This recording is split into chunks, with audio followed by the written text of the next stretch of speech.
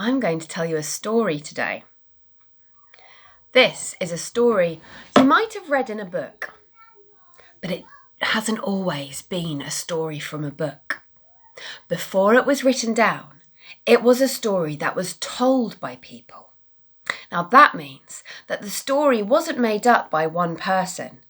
It was told and told again and told again, and people would keep the story in their heads and then tell it in their own way and then tell it to another person and they'd tell another person until lots and lots of people had heard the story. It is a good story, I think, for these strange times. So, are you sitting comfortably? Sit down, have a drink, and listen. Once upon a time, there was a small house, and inside that small house, there lived a poor man, his wife, his mother-in-law, and his 3 children. Oh my goodness. The poor man, his life was very noisy. Inside his tiny house, his mother-in-law would complain, his children would scream and argue, and his wife would nag him. And he just couldn't bear it. One day, he went to his rabbi, a bit like a priest, a wise man. And he went to his rabbi and he said, "Oh, Rabbi, my life, it is so noisy. My wife, my children, my mother-in-law, all crammed into my tiny house. Rabbi, please give me some wisdom. What should I do?" Well, the rabbi had a good beard, as all wise men should have, and he stroked his beard. You can stroke your beard too if you like. He thought.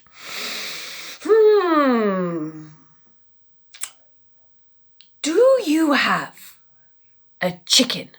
"Well, yes," said the poor man. "I have a couple of chickens." "Hear this," said the rabbi. "Bring your chicken inside your home." Okay. The poor man trusted his rabbi, so that night he took his chicken and he put it inside his house. And that evening, the noise was worse than ever. His mother-in-law was complaining. His children were fighting. His wife was nagging, and his chickens were now going. Oh my gosh, that night was so noisy. He hardly got any sleep at all. So the next morning, he went straight back to his rabbi and he said, Please, Rabbi, help me. My life, it is so noisy. In my tiny house, my wife, my mother-in-law, my children, and now my chicken? I just can't sleep. I can't get any peace. Please, Rabbi, please, tell me what I should do.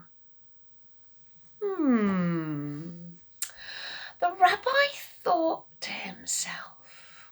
He stroked his beard, and after a couple of moments he said, "Aha! Do you have a cow?" Yes," said the poor man. I do have a cow." "Well, you should take that cow inside your home." Okay. The poor man trusted his rabbi, and so that night he took his cow inside his house. And my friends, the noise, it was unbearable. First, his wife was nagging, then his mother-in-law was complaining, then his children were arguing, and then his chickens. And now,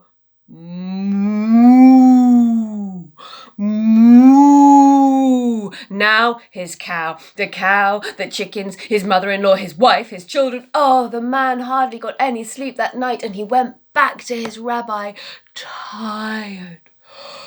"Oh, Rabbi, my life, it is so noisy. inside my tiny home.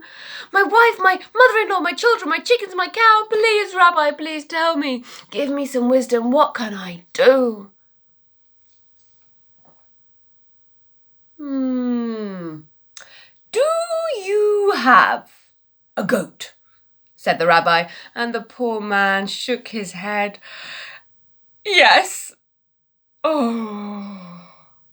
He trusted his rabbi, and that night he took his goat inside his house. And so that evening there was his mother-in-law complaining, his wife nagging, his children arguing, his chickens going, his cow, moo, moo, and now the goat, and chewing on his underpants. Oh my gosh. That night he got no sleep at all. And he went back to his rabbi and he said, please, Rabbi, I am so tired. My life, my tiny house, it is so noisy. My wife, my mother-in-law, my children, my chickens, my cow, my goat. Please, Rabbi, please, tell me what I can do.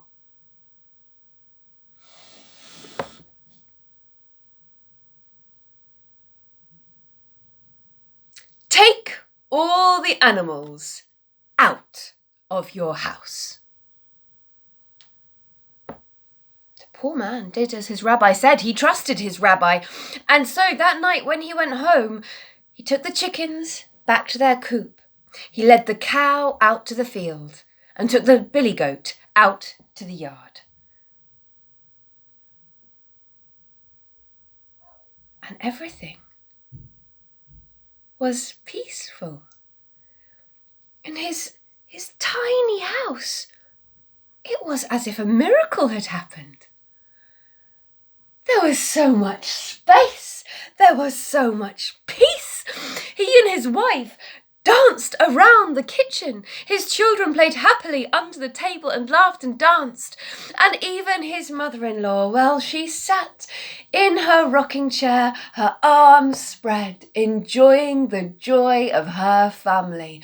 Oh, that night, they all slept peacefully in what seemed now to be an enormous, tiny house with all the animals gone. The next day, the poor man, well rested and happy, went to his rabbi and he said, "Oh, Rabbi, thank you, thank you, thank you. You are so wise. My house now seems like a palace compared to what it was like before, because, Rabbi, you have taught me an important lesson, a lesson I will always remember, that no matter how bad things seem, they could always be worse." That's today's story. And I hope when you are in your space, and if your space ever seems really, really small over the coming days and weeks, imagine if it was crowded in with all those animals. And take a little moment and see if you can make your small space grow again in your imagination by changing how you see it. See you soon, my friends. Bye.